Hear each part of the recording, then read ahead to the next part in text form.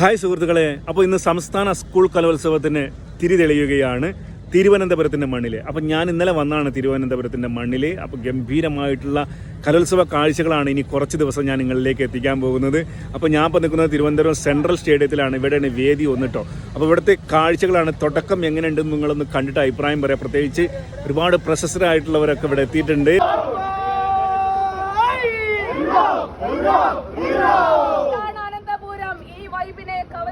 പറ്റുമെന്നുണ്ടെങ്കിൽ നിങ്ങളൊന്ന് ശ്രമിച്ചു നോക്കാം. ഇത് നമ്മുടെ ഒരു ചലഞ്ച് ആണല്ലേ.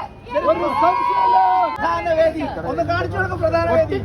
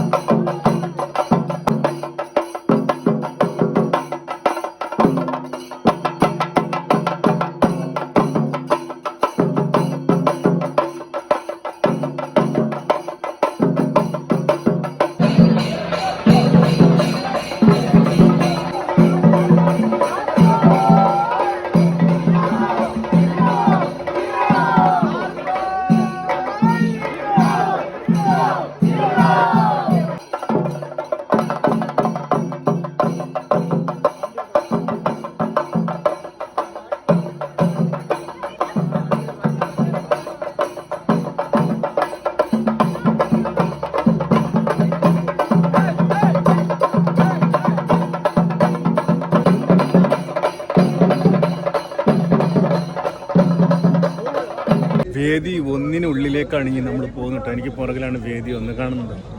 ഗംഭീരമായിട്ടുള്ള അറേഞ്ച്മെൻറ്റ്സ് ആണ് ഇവിടെ വേദി ഒന്നിൽ ഒരുക്കിയിട്ടുള്ളത്. ഇവിടെ നിന്ന് അങ്ങോട്ട് നോക്കുമ്പോൾ തന്നെ കണ്ട പ്രത്യേകം അടിയൊക്കെ നല്ല വിരിച്ച് ഒരുപാട് പേർക്ക് ഇരിക്കാനുള്ള സൗകര്യങ്ങൾ കൂടി ഇവിടെ ഒരുക്കിയിട്ടുണ്ട് കേട്ടോ. കണ്ടോ, എന്തായാലും കുറച്ചുകൂടിയൊക്കെ കഴിഞ്ഞിട്ടുണ്ടെങ്കിൽ ഇവിടെയൊക്കെ ജനനിബിഡമാകുന്നുള്ളതാണ്. എന്തായാലും ഇതിനൊക്കെ നമ്മൾ വരവേൽക്കാൻ വേണ്ടിയിട്ട് തയ്യാറായിക്കൊണ്ടിരിക്കുകയാണ്. ഞാൻ നേരത്തെ പറഞ്ഞ പോലെ തന്നെ അല്പസമയത്തിനകം ഉദ്ഘാടന പരിപാടി വേദി ഒന്നിൽ ആരംഭിക്കും. ഇവിടുത്തെ കാഴ്ചകളിലേക്കാണ് നമ്മൾ പോകുന്നത്.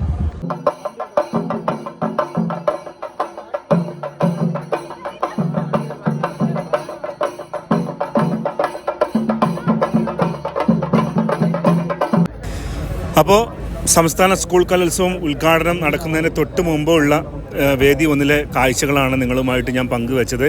പ്രത്യേകിച്ച് മാധ്യമപ്രവർത്തകരൊക്കെ വളരെ സജീവമായി തന്നെ ഇവിടെ ഉണ്ട് കുട്ടികളുടെ കലാപരിപാടികൾ നിങ്ങളിലേക്ക് എത്തിക്കുന്നതിൻ്റെ ഭാഗമായിട്ട്.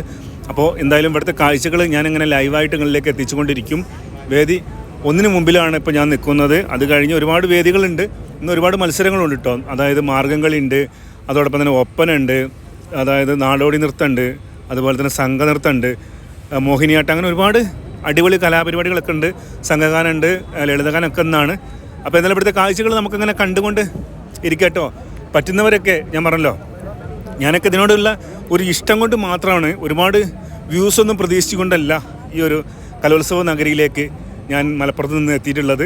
എന്തായാലും ഇത് എല്ലാ വർഷവും നമ്മളെല്ലായിടത്തും വരുന്നതാണ്. അപ്പോൾ അതിൻ്റെ ഭാഗമായിട്ട് തന്നെയാണ് തിരുവനന്തപുരത്തിൻ്റെ മണ്ണിൽ 4 ദിവസം ഉണ്ടാവും കേട്ടോ. പറ്റുന്നവരൊക്കെ ലൈക്ക് ചെയ്ത് സപ്പോർട്ട് ചെയ്യണേ.